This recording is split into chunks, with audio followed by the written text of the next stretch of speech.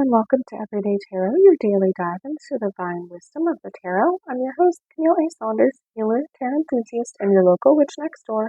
And today I'm talking about the King of Cups.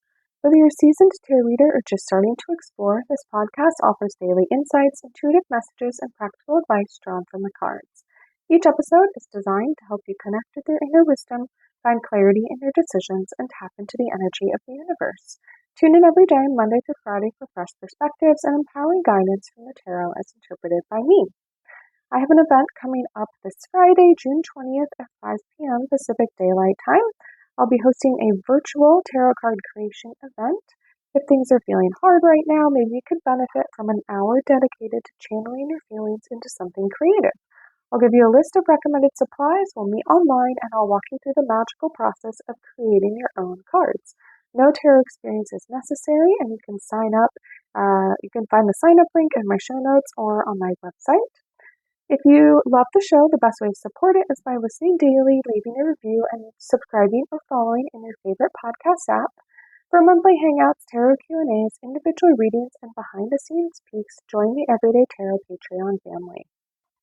If you're local to the greater Puget Sound area, you can check out my Let's Talk Tarot meetup group for the latest event postings. If you're interested in my free PDF with the 2025 5-card tarot spread I created just for you at the beginning of this year, you can get that by joining my newsletter list. My weekly newsletter always has the most up-to-date information on upcoming events, presentations, musings, and info and photos of my day-to-day life. And if you don't already know, I'm a sex and relationship therapist seeing clients virtually all over Washington State. I love working with queer, polyamorous, and witchy clients. If you'd like to work with a therapist that doesn't judge you, is a little bit witchy just like you, and helps you learn how to deal with anxiety, chronic pain or illness, communication issues, self-advocacy, and sex, you can head to my website and book a free consultation now. You can find the links for any of these offers in my show notes or on the website, neelasaunders.com/everydaytarot, in addition to the images of the cards I pull on each episode. All right, so today I will be wrapping up Season 9, where I've been talking all about the Suit of Cups, going through each card one per episode. If you haven't listened to my other seasons yet, you can check those out. In Season 1, I talked tarot basics. Seasons 2 and 3, I went through all the major arcana cards and an overview of the 4 suits. In Season 4, I talked tarot and pop culture. In Season 5, I went through 13 common tarot spreads. In Seasons 6, 7, and 8, I talked about the Suit of Wands, Pentacles, and Swords, and today I'm talking about the Suit of Cups. If you want to hear an episode dedicated to an overview of the Suit of Cups, you can check out episode 38. And today I'm talking about the King of Cups. So like I said, we're wrapping up the Suit of Cups, and I'll have actually completed having an episode about every single card in the tarot deck, which is very exciting. So look forward to what's coming next season. It will be different. So if you have a tarot deck accessible, go ahead and shuffle through and find your King of Cups cards and look at what images or symbols you see. I have a couple ones in front of me. There's definitely like a groundedness, a balance. We talked about the Queen of Cups in last episode, so there is this sort of like wise elder kind of energy to the card. So some of the decks I'm looking at right now, I'm looking at the Anima Mundi Tarot deck by Megan Weiler-London.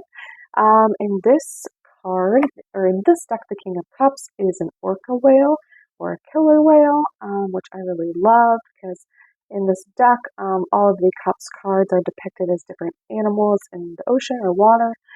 So as we probably know, like killer whales or orca whales are like top of the food chain nearly, or perhaps totally in the ocean. And so it's very fun to see that as the King of Cups card.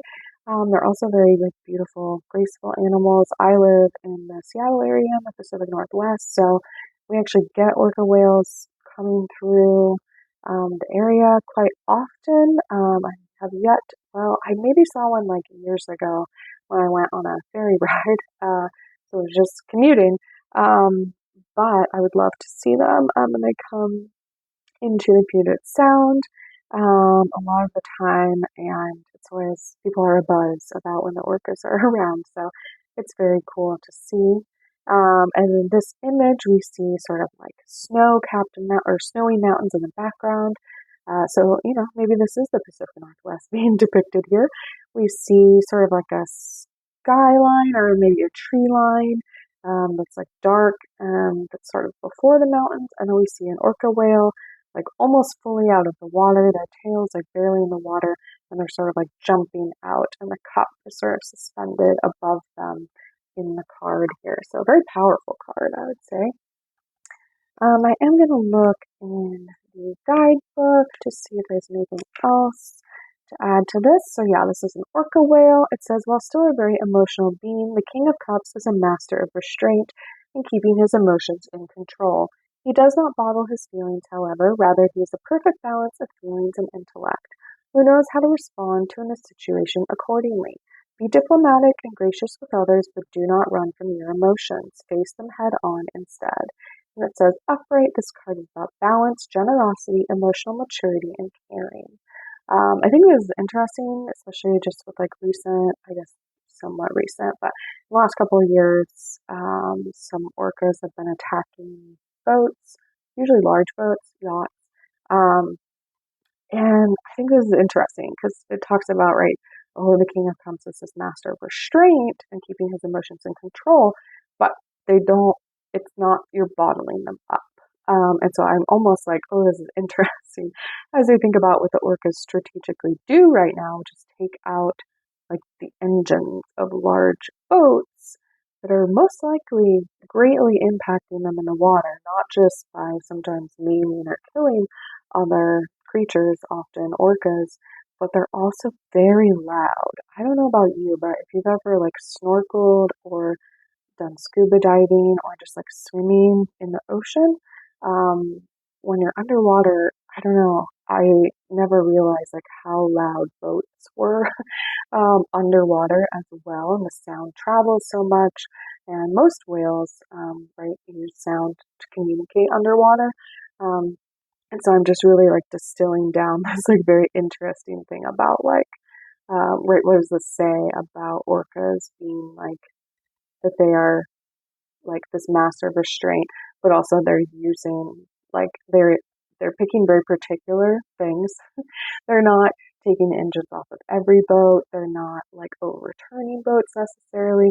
They are going for strategically large boats, ones that have perhaps like traumatized them and their families in the past.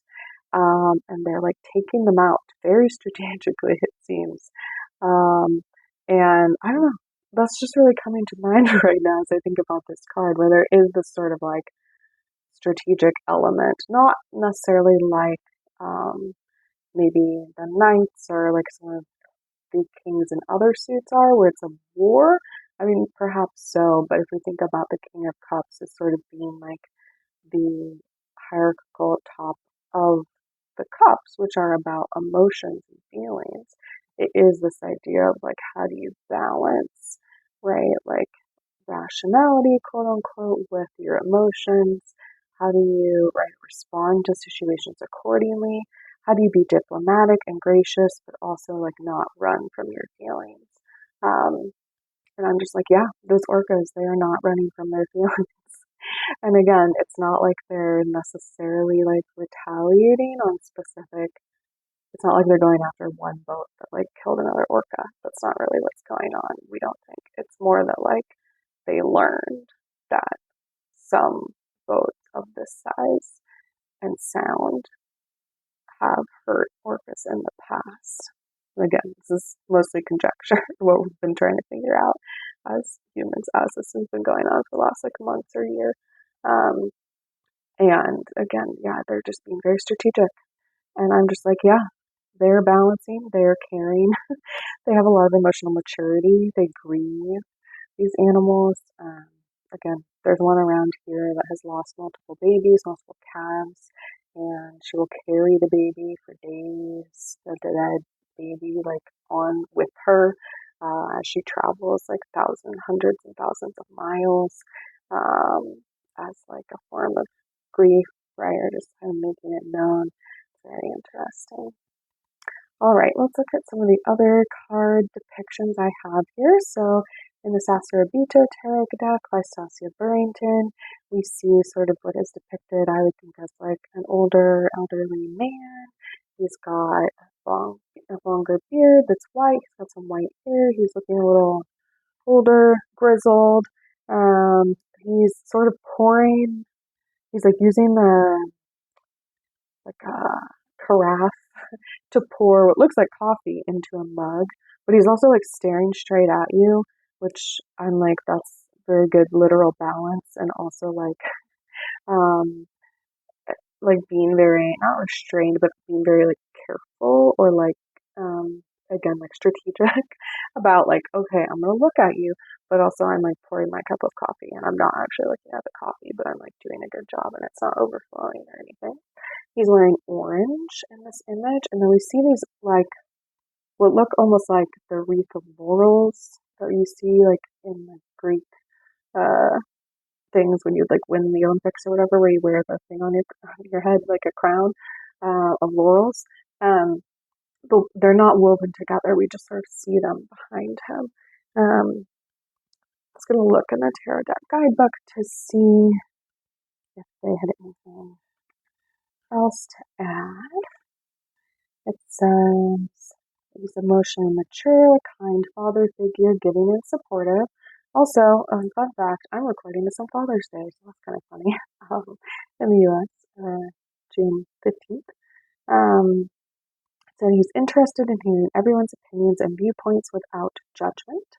He says he's relaxed and self-controlled. He probably meditates. I see the King of Cups as a charming, world-traveled grandfather, sharp-witted, open-minded, and delightful. He does look pretty delightful. Like, he seems chill, right? He's pouring his coffee. He's, like, hanging out. He doesn't look like he's in a hurry to go anywhere.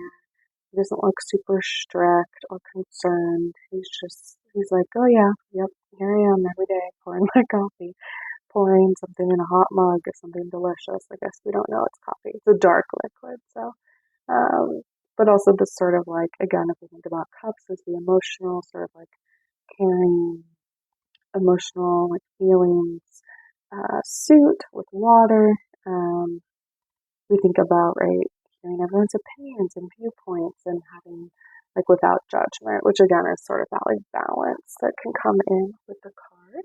And then finally, on the Therapist Who Tarot deck, prompts by Drea Bloom and images by Rebecca Bloom, we see sort of like abstractly a human figure. They're sort of small on the card. We just see kind of an outline of them with like brown and yellowish tones. They're surrounded by almost like a bubble, like Glinda the Good Witch's bubble in The Wizard of Oz on Wicked. Except for this is like blue and purpley, which are sort of the emotions, like colors in this deck. The cups are all navy blue, sort of around the edges, in the cups cards. And yeah, it's sort of this like glowing also. The word associated with it on here is balance. And then the prompts on the back of the card say, what are 3 things you wish were true? What gives your life meaning? And how do you connect with a higher power?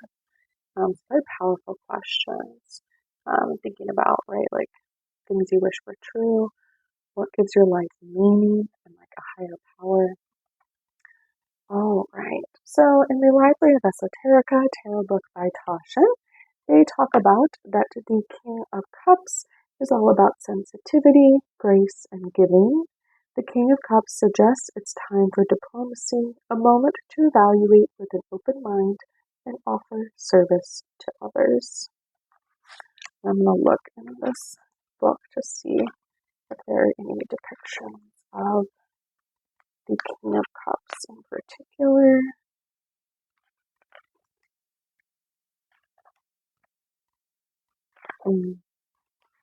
This one perhaps is, it's very pretty. It says it's the Rohrig Tarot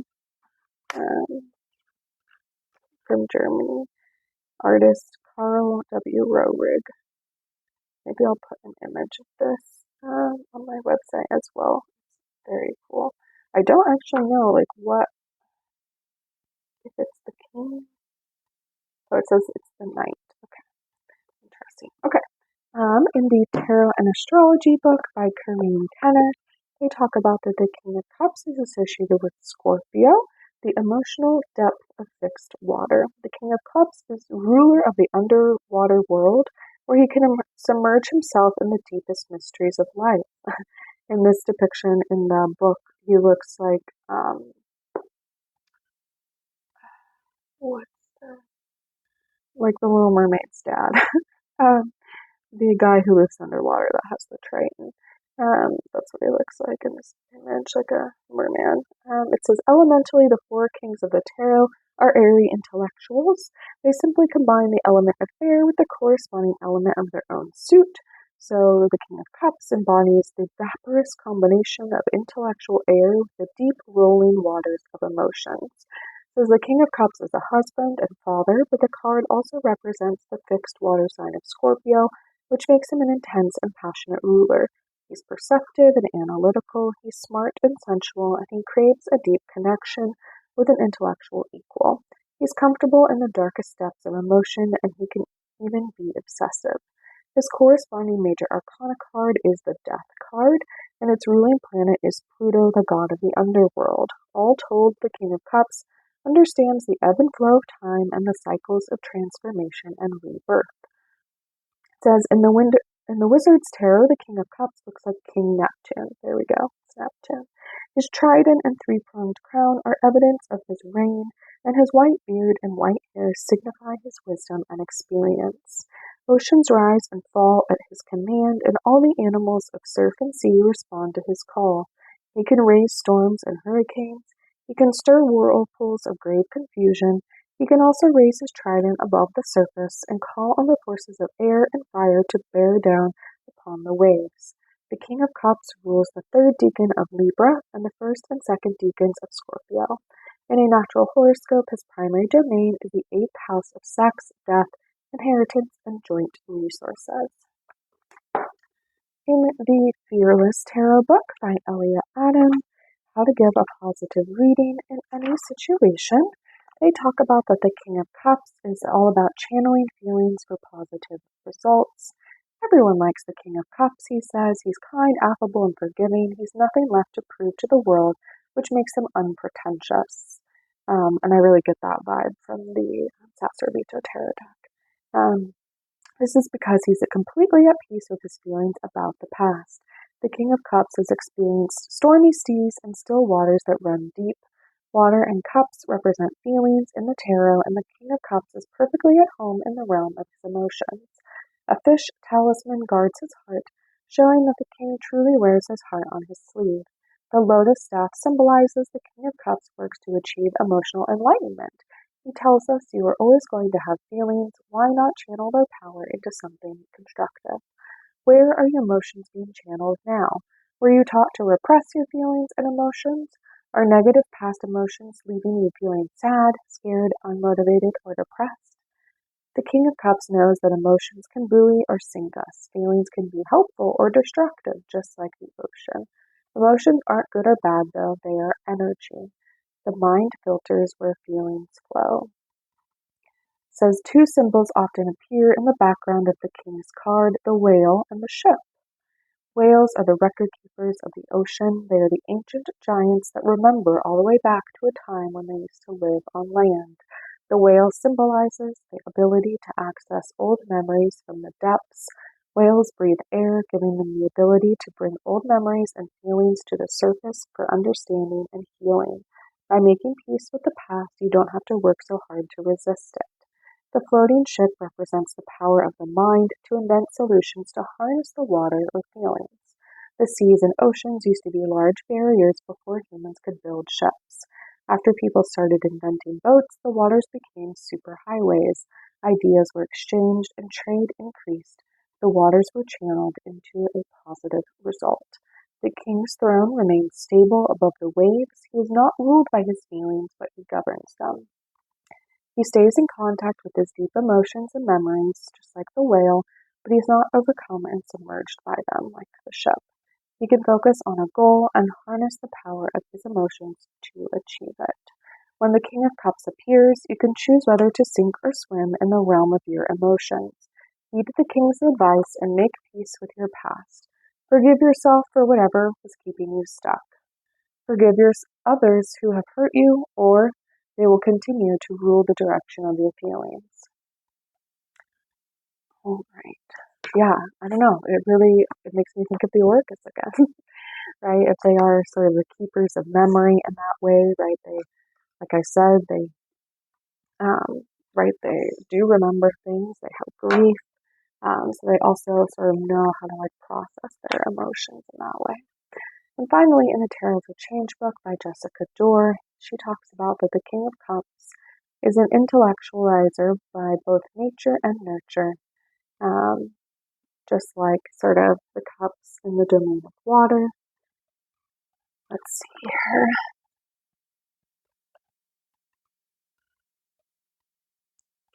Emotions are like water too, and that they can be powerful and all-consuming. They can flood us in the same way the water can. When emotion arises, what often happens rapidly is we can lose our connection with the earth and have to make a deliberate effort to ground. Says one of my favorite ways to think about the King of Cups actually comes from Aleister Crowley's interpretation of the Knight of Cups, which says that the character is quick to respond to attraction and easily becomes enthusiastic under such stimulus, but he is not very endearing. His name is writ in water. Emotions are like that too. They can be quick to arouse, incredibly convincing in the moment of stimulation, but rarely in it for the long haul.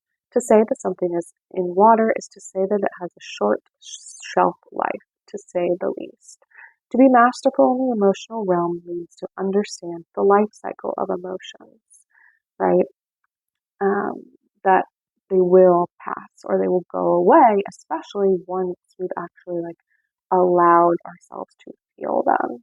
The trauma expert Bessel van der Kolk, who wrote The Body Keeps the Score, has written that humans can endure more pain when they know it is time limited, which means that intellectually knowing the transient nature of emotions is a tool that helps us with the necessary task of experiencing it. This is how an emotion makes its way out of an individual, out of a family, and ultimately out of a bloodline.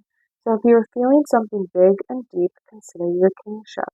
Consider that maybe you are the one with the tools and temperament to contain the thing and see it through once and for all. All right, so let's dive in and see what the cards have to say today on this topic. I will be pulling from the Citadel, a Fantasy Oracle by Fen Inkwright. All right. Okay, well, a card fell out, so I guess we're going with that one.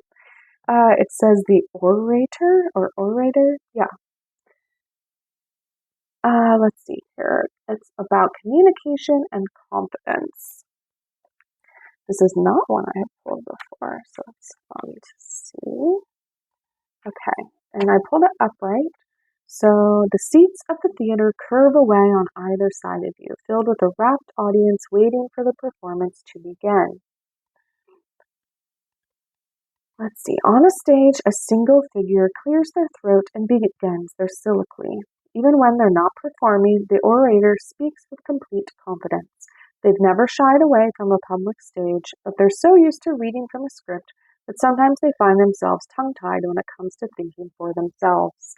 Doubting yourself is only holding you back. It's okay if you take a little longer to think about how to voice your needs and desires. Writing a script of how to ask for these things might even benefit you here.